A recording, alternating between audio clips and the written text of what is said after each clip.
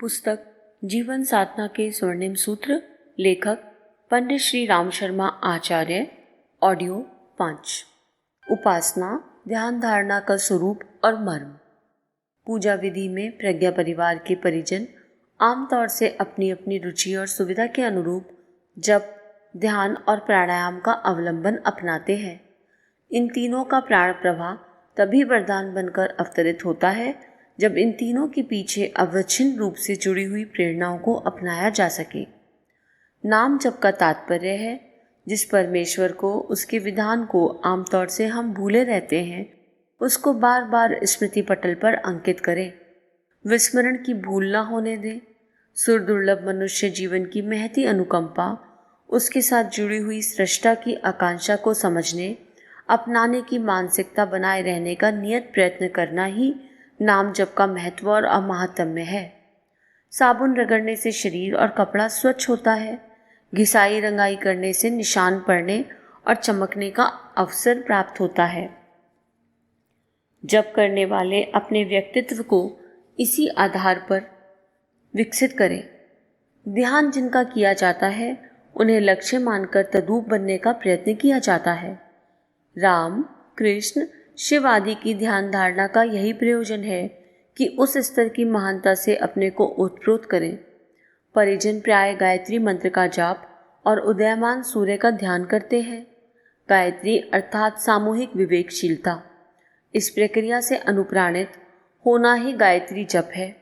सूर्य की दो विशेषताएं सुपरिचित हैं, एक ऊर्जा, दूसरी आभा।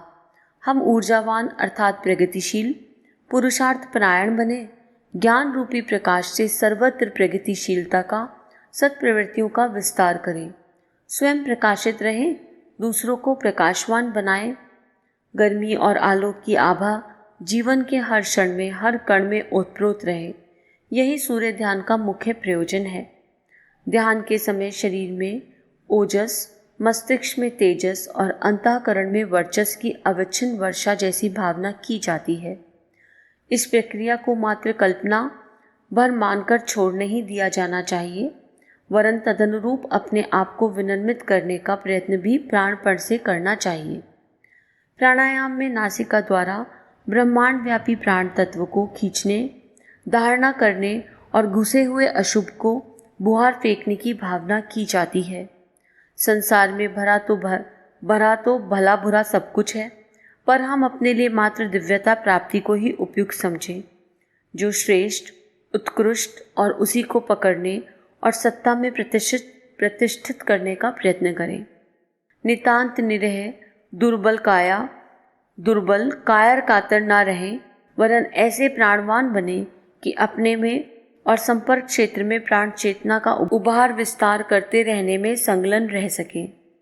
जप, ध्यान और प्राणायाम की क्रिया प्रक्रिया साधक बहुत दिनों से अपनाते चले आ रहे हैं।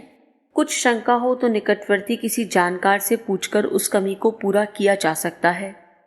अपनी सुविधा अनुसार समय एवं कृत्य में आवश्यक हेरफेर की भी किया जा सकता है, परंतु यह नहीं भुलाया जाना चाहिए कि प्रत्येक कर्मकांडों के पीछे आत्मविकास एवं समाज उत्कर्ष की जो अभिवंचनाएं भरी पड़ी हैं, उन्हें प्रमुख माना जाए और लकीर पीटने जैसी नहीं, वरन प्रेरणा से भरी पूरी मानसिकता को उस आधार पर समुन्नत परिष्कृत किया जाए। एक प्रचलन साधना के साथ यह भी जुड़ा हुआ है कि गुरुवार को हल्का भारी उपवास किया जाए और ब्रह्मचर्य पाला जाए। दोनों के पीछे संयम साधना का तत्व ज्ञान समाविष्ट है। इंद्रिय संयम, समय संयम, अर्थ संयम और विचार संयम वाली प्रक्रिया यदि बढ़ने फूलने दी जाए तो उपकृत चतुर्विध संयमों की पकड़ अधिकाधिक कड़ी करते हुए साधकों को सच्चे अर्थों में तपस्वी बनने की स्थिति तक घसीट ले जाती है। ओजस्वी, तेजस्वी, मनस्वी बनने के श्रेय लक्ष्य प्राप्त करने के लिए किए गए प्रयत्न रत्न को ही सच्चे अर्थों में तपस्वी कहते हैं। तप की दिव्य शक्ति, सामर्थ्य से अध्यात्म क्षेत्र का हर अनुयायी भली प्रकार परिचित एवं प्रभावित होता है। स्नान, भोजन, शयन, मल विसर्जन आदि नित्य कर्मों की तरह ही उपासना आराधना के लिए भी कुछ समय नित्य रहना चाहिए, ताकि जीवन लक्ष्य को हृदयगम किए रहना, विस्मरण या प्रमाद उत्पन्न ना होने पाए। प्रातःकाल आंख खुलते ही नया जन्म होने जैसी भावना की जाए और आज की अवधि को समग्र जीवन मानते हुए इस प्रकार की दिनचर्या बनाई जाए कि समय, श्रम, चिंतन और व्यवहार में अधिकाधिक उत्कृष्टता का समावेश होता रहे। प्रातःकाल बनी उस रूपरेखा के अनुरूप वह दिन बिताया जाए ताकि प्रमाद और भटकाव का कहीं कोई गुंजाइश न रहे। इस प्रकार रात्रि को सोते समय एक दिन के जीवन का अवसान होते हुए मानना चाहिए और उस दिन के लिए कि क्रियाकलापों की ऐसी कठोर समीक्षा करनी चाहिए कि बन पड़े व्यतिक्रमों को दूसरे दिन प्रायश्चित किया जा सके और अगले दिन अधिक सतर्कता पूर्वक अधिक शालीनता का उपक्रम अपनाया जा सके। दान, पुण्य, तीर्थयात्रा, परमार्थ जैसे धर्म कार्यों के लिए अंतराल में मंद या तीव्र उमंग रहती है। इसे भी ईश्वरीय संकेत मानकर, मार्गदर्शन एवं परामर्श मानकर अपनाने के लिए कुछ न कुछ प्रयत्न करना ही चाहिए। समय के अनुरूप इन सभी का समन्वय विवेक विस्तार की एक प्रक्रिया में केंद्रित हो जाता है। ज्ञान यज्ञ, विचार क्रांति या लोकमानस का परिष्कार, सत्प्रवृत्ति संवर्धन आदि नामों से ही इन्हें प्रतिपादित किया जाता है। समय की पुकार, विश्वात्मा की ग्वार भी इसी को कह सकते हैं। भ्रष्ट चिंतन और दुष्ट आचरण ने ही असंख्य समस्याओं और संकटों के घटाटोप खड़े किए। इन सब का निराकरण मात्र एक ही उपचार से संभव हो सकता है कि दूरदर्शी विवेकशीलता को जनमानस में उभारने का प्रयत्न किया जाए। चिंतन, चरित्र एवं व्यवहार में उत्कृष्टता का अभिवर्धन अंतःकरण में भाव संवेदना जगाने से ही संभव हो सकता है। यही अपने समय का युग धर्म है। कोई चाहे तो महाकाल की चुनौती अथवा दिव्य सत्ता का भाव भरा आवाहन भी उसे कह सकता है। प्रस्तुत अनुपम सुयोग का लाभ उठाएं। इस प्रयोजन में किस मन स्थिति और किस परिस्थिति का व्यक्ति क्या करे, इसका व्यवहारिक मार्गदर्शन प्राप्त करने के लिए शांति कुंज में निरंतर चलते रहने वाले 9 दिन के साधना सत्रों में हर साल एक बार या कम से कम वर्ष में 2 बार हरिद्वार जा पहुंचने की योजना बनानी चाहिए। इस उपक्रम को बैटरी चार्ज करने या बदलती हुई परिस्थितियों के अनुरूप नया प्रकाश, नया मार्गदर्शन मिलते रहने जैसा सुयोग समझा जा सकता है। आत्म परिष्कार के लिए यह विद्या कारगर सिद्ध होती देखी गई है।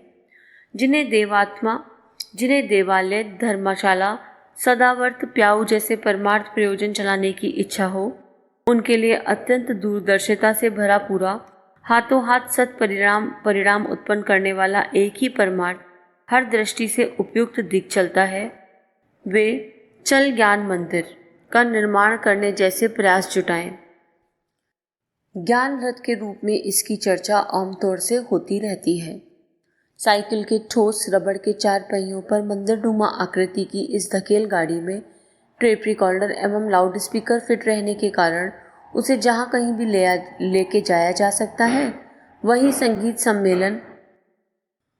संगीत सम्मेलन एवं प्राणवान संक्षिप्त धर्म प्रवचनों की श्रृंखला चल पड़ती है। नुक्कड़ सभा जैसे जुलूस, प्रभात फेरी जैसा माहौल बन जाता है। इसी में 21वीं सदी की प्रेरणाओं से भरा पूरा सस्ता किंतु युग धर्म का पक्षधर साहित्य भी रखा रहता है, जिसे बिना मूल्य पढ़ने, देने और बाद में वापस लेने का सिलसिला चलता रह सकता है। जिनका कुछ खरीदने जैसा आग्रह हो, उन्हें उपलब्ध साहित्य बेचा भी जा सकता है। ऐसे चल ज्ञान मंदिर विनिर्मित करने में प्राय 1 तोले सोने के मूल्य जितनी लागत आती है, जिसे कोई एक या कुछ लोग मिलजुल कर सहज जुटा सकते हैं। असहयोग आंदोलन के दिनों कांग्रेस के मूर्धन्य नेता खादी प्रचार की धकेल गाड़ियों लेकर निकलते थे और संपर्क में आने वालों को उद्देश्य समझाते हुए पूरे उत्साह के साथ खादी प्रचार में संलग्न रहते थे। आज की परिस्थितियों के अनुरूप चल ज्ञान मंदिर को स्वयं घुमाते हुए वैसा ही पुण्य लाभ प्राप्त किया जा सकता है, जैसा कि विशेष पर्वों पर भगवान का रथ खींचने वाले भक्तजन अपने को पुण्य फल का अधिकारी हुआ मानते। अपने मिशन में पिछले दिनों 2400 से अधिक प्रज्ञापीठें खड़ी हुई हैं। अब उनमें से भी कई गुने ज्ञान यज्ञ मंदिर बनवाने की योजना है। इसे गांव मोहल्लों में नव जागरण का अलग जगाने के सदृश्य युग परिवर्तन का शंखनाद स्तर का उद्घोष जैसा समझा जा सकता है। भगवान से अनुनय विनय करने की कामना भरी पूजा अर्चना भी चिरकाल से होती चली आ रही है। अब इन दिनों एक विशेष अवसर है कि आपत्तिकालीन परिस्थितियों में भगवान की पुकार पर ध्यान दिया जाए और मनमर्जी छोड़कर महाकाल के आमंत्रण पर उसी के सुझाए मार्ग पर चल पड़ा जाए। हनुमान और अर्जुन ने यही किया था। शिवजी, प्रताप, चंद्रगुप्त, विवेकानंद, विनोबा आदि से कितनी पूजा अर्चना बन पड़ी। इस संबंध में तो कुछ अधिक नहीं कहा जा सकता, पर इतना सर्वविदित है कि उन्होंने दिव्य चेतना के आवाहन को सुना और तदनुरूप कार्यरत हो गए। संभवतः उनकी पूजा उपासना की आवश्यकता उनके इष्ट देव ने स्वयं पूरी कर ली होगी और अभिष्ट वरदानों से इन सच्चे साधकों को निहाल कर दिया होगा।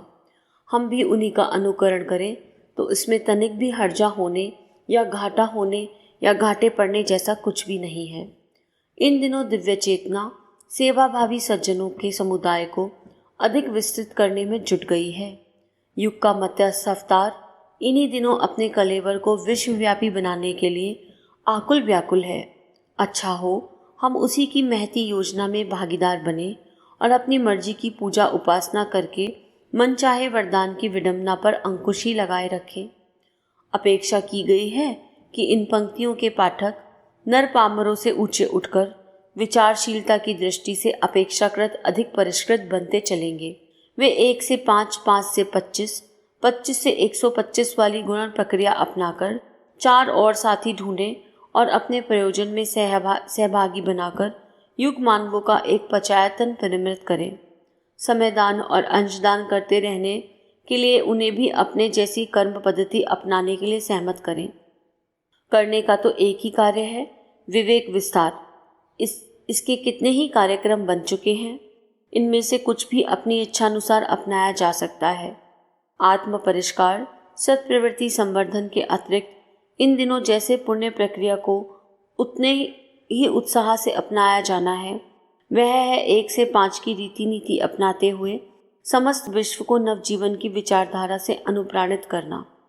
इसी क्रम में अपने जीवन का असाधारण परिष्कार और विकास भी सुनिश्चित रूप से हो सकेगा। पुस्तक समाप्त।